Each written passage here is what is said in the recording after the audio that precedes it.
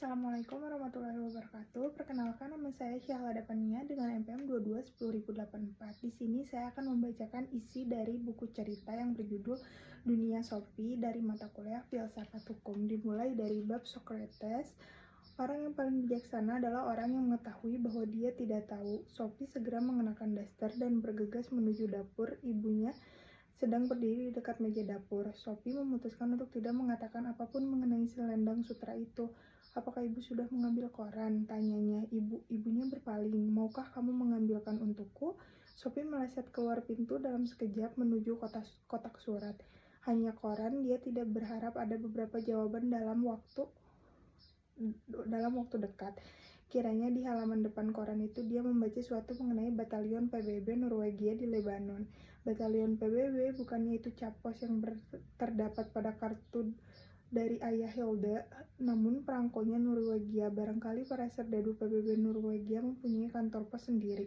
"Kamu menjadi sangat tertarik pada koran," kata ibunya ketika Sophie kembali ke dapur. Untungnya ibunya tidak lagi berbicara tentang kotak surat dan sebagainya, baik ketika sarapan maupun selanjutnya pada hari itu. Ketika ibu pergi berbelanja, Sophie membawa surat mengenai takdir ke sarang. Dia terkejut melihat sebuah amplop putih kecil di samping kaleng kue dengan surat lain dari sang filosof. Sophie yakin sekali dia tidak meletakkan di sana. Amplop ini juga basah di sudut-sudutnya dan di situ terdapat beberapa lubang, persis seperti yang telah diterimanya kemarin. Apakah sang filosof telah datang ke sini? Apakah dia tahu tentang tempat persembunyian rahasianya? Mengapa amplop itu basah? Semua pertanyaan itu membuat kepalanya pusing. Dia membuka surat itu dan membaca isinya. "Sophie yang baik, aku membaca suratmu dengan penuh minat dan bukannya tanpa sedikit penyesalan. Sayangnya aku harus mengecewakanmu. Berkenaan dengan undangan itu, kita akan bertemu suatu hari nanti, tetapi mungkin agak lama juga sebelum aku dapat datang sendiri ke sana. Apa harus menambahkan bahwa mulai sekarang aku tidak lagi dapat mengirimkan sendiri surat-suratku. Lama-lama itu akan terlalu berbahaya. Kelak, surat-surat akan dikirimkan oleh utusan kecilku. Selain itu, surat-surat tersebut akan dibawa langsung ke tempat rahasia di taman ini. Namun, boleh terus menghubungi kapan saja kamu merasa perlu.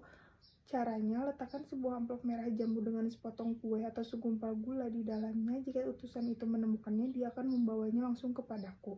Sungguh tidak menyenangkan menolak undangan seorang gadis muda untuk meminum kopi, tapi kadang-kadang itu terpaksa dilakukan.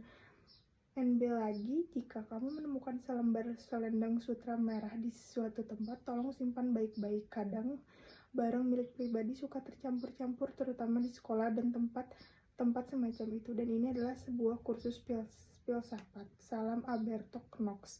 Sophie telah menjalankan kehidupan hampir selama 15 tahun dan telah menerima begitu banyak surat di usianya yang masih muda. Setidaknya pada setiap hari Natal dan hari ulang tahunnya, tapi surat ini adalah yang paling aneh yang pernah diterimanya. Tidak ada capos di situ, bahkan surat ini tidak ditaruh di kotak surat, tetapi dibawa langsung ke tempat persembunyian Sophie yang paling rahasia di semak-semak tua. Kenyataannya bahwa surat itu basah pada musim semi yang kering juga merupakan suatu yang misterius. Yang paling aneh dan semuanya adalah selendang sutra itu. Tentu saja, sang filosof pasti mempunyai seorang murid lain, pasti begitu, dan murid lain ini telah kehilangan selendang sutra merah. Benar, namun bagaimana benda ini bisa sampai di bawah tempat tidur Sophie dan Albert Knox?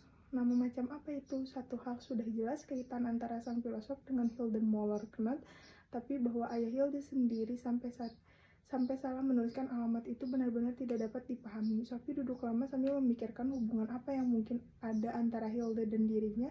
Akhirnya dia menyerah. Sang filosof telah menulis bahwa dia akan bertemu dengannya suatu hari nanti. Barangkali dia juga akan bertemu dengan Hilde. Dia membalik-balik surat itu. Kini dia juga melihat bahwa ada beberapa kalimat yang ditulis di belakang. Adakah sesuatu yang disebut kesopanan alamiah?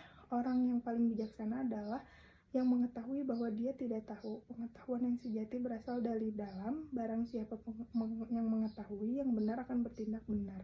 Sophie tahu bahwa kalimat-kalimat pendek yang tertulis di dalam amplop putih itu dimaksud untuk mempersiapkannya menerima amplop besar berikutnya yang akan tiba tak lama kemudian. Tiba-tiba dia mendapatkan gagasan. Jika si utusan dapat datang ke sarang untuk mengirimkan amplop coklat itu, Sophie dapat duduk saja di sana menantikan pria itu, atau dia seorang wanita. Dia pasti Sakti hanya dapat bertanya-tanya hingga pria atau wanita itu memberitahunya tentang sang filosof. Surat itu menyebutkan bahwa si utusan itu kecil. Mungkinkah dia seorang anak? Adakah sesuatu yang disebut kesopanan alamiah? Sophie tahu bahwa kesopanan adalah kata yang sudah ketinggalan zaman untuk rasa malu. Misalnya, karena terlihat telanjang, tapi apa memang wajar untuk melakukan malu karena itu? Jika sesuatu itu wajar, pikirnya itu sama bagi setiap orang. Jadi pastilah masyarakat yang menentukan apa yang boleh dan tidak boleh kita lakukan. Ketika nenek masih muda, tentu saja kita tidak boleh berjemur dengan dada terbuka, tapi kita kebanyakan orang menganggapnya wajar meskipun hal itu dilarang keras di banyak negara. Inikah filsafat? Sophie bertanya-tanya. Kalimat berikutnya adalah orang yang paling bijaksana adalah yang mengetahui bahwa dia tidak tahu. Lebih bijaksana dari siapa? Jika yang dimaksud sang filosof adalah bahwa seseorang yang menyadari dia tidak mengetahui segala sesuatu di dunia itu lebih bijaksana dibandingkan dengan seseorang yang hanya mengetahui sedikit, tetapi mengira bahwa dia mengetahui segalanya. Ya, itu memang tidak sulit untuk disetujui. Sophie tidak pernah memikirkan itu sebelumnya, tapi semakin dalam dia berpikir, semakin jelas baginya bahwa pengetahuan yang tidak kita ketahui adalah juga semacam pengetahuan. Hal paling tolol yang diketahuinya adalah jika orang bersifat seolah-olah tidak mengetahui segala sesuatu yang sama sekali tidak diketahuinya. Kalimat berikutnya adalah tentang pengetahuan sejati yang berasal dari dalam, tapi bukankah semua pengetahuan itu masuk ke kepala setiap orang dari luar? Selain itu, Sophie dapat mengingatkan beberapa kejadian ketika ibunya atau para guru di sekolah berusaha untuk mengajarinya sesuatu yang belum dapat diterimanya. Dan dia baru benar-benar mengetahui sesuatu ketika dia telah menambah sesuatu pengetahuan kepada dirinya sendiri. Bahkan kadang-kadang dia tiba-tiba memahami sesuatu yang sama sekali tidak dapat dia pahami sebelumnya. Itulah barangkali yang dimaksud orang dengan pencerahan. Sejauh ini tidak ada masalah. Sophie mengira dia telah dapat mencerna dengan baik ketika pertanyaan pertama, tapi pertanyaan berikutnya begitu aneh sehingga mau tak mau dia tersenyum. Barang siapa mengetahui yang benar akan bertindak benar. Apakah itu berarti bahwa jika seorang perampok bank merampok sebuah bank itu karena tidak mengetahui hal yang lebih baik? Sophie tidak berpendapat begitu. Sebaliknya, dia berpendapat bahwa baik anak-anak maupun orang dewasa melakukan hal-hal tolol yang mungkin mereka sesali sesudahnya justru karena mereka telah melakukan hal-hal yang bertentangan dengan penilaian mereka sendiri yang lebih baik. Ketika tengah duduk sambil berpikir, Sophie mendengar sesuatu menggerisik di tengah belukar kering di sisi lain pagar tanaman yang paling dekat dengan hutan. Mungkinkah itu si utusan? Jantungnya mulai berdegup lebih kencang, kedengarannya seperti seorang binatang sedang mendekat dengan suara terengah-engah. Saat berikutnya, seekor labrador besar mendesak masuk ke dalam sarang, mulutnya menggigit sebuah amplop coklat besar yang dijatuhkan di kaki Sophie.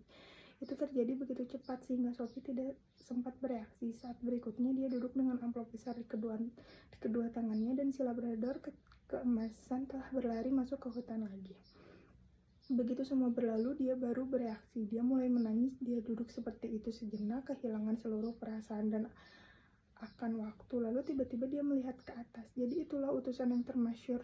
Sophie menghembuskan napas lega. Jelas itu sebabnya mengapa pinggiran amplop-amplop itu basah dan ada lubangnya. Mengapa hal ini tidak pernah terpikir olehnya? Kini akalnya bisa menerima saran sang filosof agar menaruh sebuah kue atau segumpal gula dalam amplop jika dia menulis surat kepada sang filosof. Dia mungkin tidak selalu secerdas yang diinginkan, tapi siapa yang dapat menduga bahwa utusan itu adalah seekor anjing yang terlatih? Itu memang sedikit di luar kebiasaan. Kini dia bisa mengabaikan sama sekali keinginannya memaksa si utusan untuk mengungkapkan tempat tinggal Abertognok. Sophie membuka amplop besar itu dan mulai membacanya. Filsafat Athena. Sophie yang baik, ketika kamu membaca ini, kamu mungkin telah bertemu Hermes, tapi kamu belum akan tambah di sini bahwa dia adalah seekor anjing. Tapi jangan khawatir, kelakuannya sangat baik dan lagi pula jauh lebih cerdas dibandingkan dengan banyak orang. Dia sama sekali tidak pernah berusaha untuk menimbulkan kesan bahwa dia lebih pandai daripada yang sebenarnya. Perlu juga kamu ketahui bahwa namanya bukan tanpa makna. Dalam mitologi Yunani, Hermes adalah utusan para dewa. Dia juga dewa para pelaut, tapi kita tidak akan mengurusi hal itu. Setidaknya untuk saat ini yang lebih penting adalah bahwa Hermes juga memberikan nama untuk kata hermetik yang berarti tersembunyi atau tak terjangkau. Bukannya tidak cocok dengan tugas Hermes untuk menjaga agar kita berdua tetap tersembunyi satu sama lain. Jadi si utusan telah diperkenalkan. Tentu saja dia akan datang kalau namanya dipanggil dan berkelakuan sangat baik. Tapi kembali pada filsafat, kita telah menyelesaikan bagian pertama pelajaran itu. Aku mengacu kepada para filosof alam dan tindakan mereka untuk tegas-tegas menjauhkan diri dari gambaran mitologi dunia. Kini kita akan bertemu dengan 3 filosof klasik besar, Socrates, Plato, dan Aristoteles, masing-masing dengan caranya sendiri. Para filosof ini mempengaruhi seluruh peradaban Eropa. Cukup sekian, terima kasih. Assalamualaikum warahmatullahi wabarakatuh.